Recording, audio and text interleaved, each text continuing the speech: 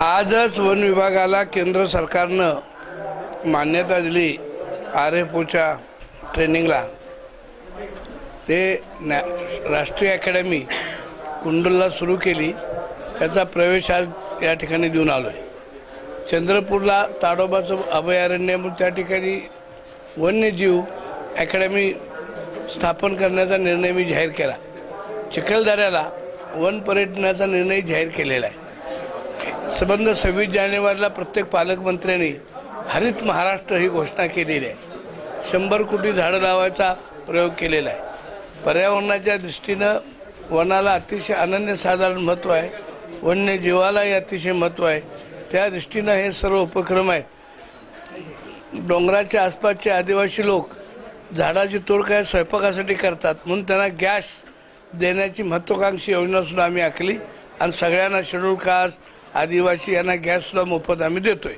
आता आम्ही सगळ्या RFOना मोबाईल दिलेला आहे। जे हे म्हणले तसं PD यंत्र लोकांना कळायचं नाही हो, मोबाईल दिलेले आहेत। कम्युनिकेशनना फास्ट व्हावं ह्या दृष्टिकोनातून त्याचा उपयोग होईल। या संबंधी आता चर्चा सरकार गांभीर्याने करते आणि त्या दृष्टिकोनातून प्रश्न एवढाच आहे, खर्च किती झाला आणि वसुली किती झाली याच्याबद्दल शास्त्रोक्त पद्धत आपल्याकडे उपलब्ध नाही। त्यामुळं या संबंधित सरकार गांभीर्याने विचार करते, कारण रस्ते खर्च करायचा असेल तर ह्याला काही पर्याय असं मला वाटत नाही। आणि म्हणून फक्त विषय एवढा चर्चेचा कुठला आहे, खर्च किती झाला आणि पैसे किती वसूल झाले एवढाच विषय आहे। आता परवा मुख्यमंत्र्यांनी जाहीर केले 10 कोटीच्या आत जे खर्च झालेत ते टोलमुक्त करायचे, तेव्हा काय काय निर्णय होतोय पाहू।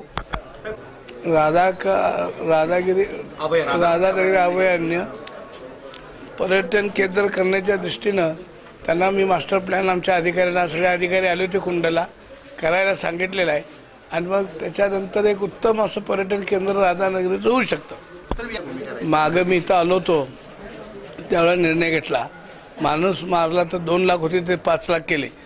पूर्वी जी नुकसान भरपाई होती ती 40% वाढवलेली आहे आणि हत्ती आणि हे जे येत आहेत त्याला बंधन कसं घालायचं का सर्व कृपांना सुद्धा हत्तीला काय उपयोग होणार नाही त्याबद्दल सुद्धा गांभीर्याने या ठिकाणी आणि विशेषतः रत्नागिरी सिंधुदुर्ग इथं हत्ती कर्नाटकातनं येत आहेत। विरोधकाचं काम तेवढंच आहे, इलेक्शन जसं जसं जवळ येईल तेव्हा हे सगळे जागे होतात, नवीन करतात। सरकारचं काम आहे लोकांचं काम करणं आणि त्या दृष्टीनं आघाडी सरकार उत्तम काम करते, लोकांचे प्रश्न घेऊन काम करते। फक्त आघाडी सरकारला प्रचार मात्र आपण केलेल्या कामाचा अजून करता आलेला नाही।